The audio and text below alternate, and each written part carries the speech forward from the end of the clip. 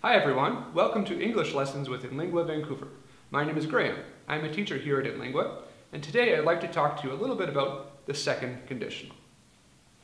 If you've seen the first video in our series about the first conditional, and you can click on the link in the description to watch that video if you haven't yet, there are 5 types of conditional sentences in English, and they are numbered: 0, first, second, third, and mixed conditionals.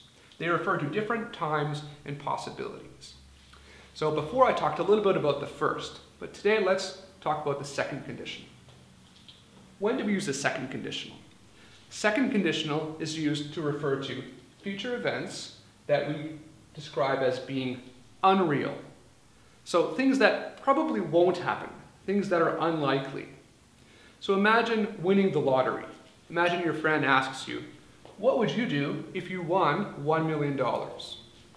Most people don't even play the lottery, and even if you do play, you probably won't win. It's possible, but it's not likely, so in this case we use the second conditional.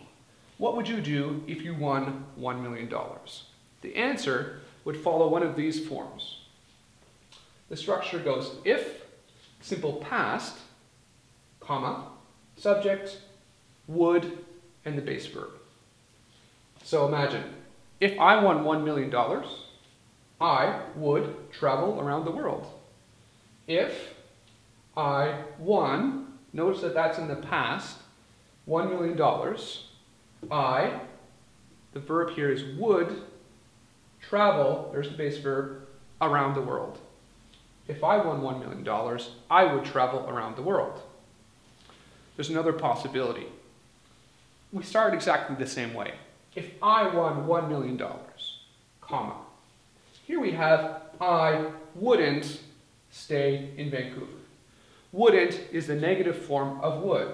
It's would not, or the way we usually write it and say it, wouldn't.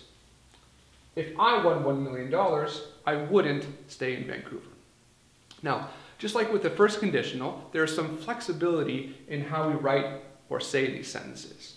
So let's divide the sentences into 2 parts. We have if I won $1 million, that's the if clause, and then we have I would travel around the world, that's the would clause.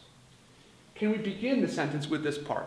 The answer is yes, we can. We can take this entire part of the sentence and move it to the beginning of the sentence. Okay? And then we can take this part of the sentence and move it to the end. And don't forget that if. All the conditional sentences that we've dealt with so far need if. So we would put if right in the middle. Notice there's no capital on the I, and we wouldn't need a comma anymore.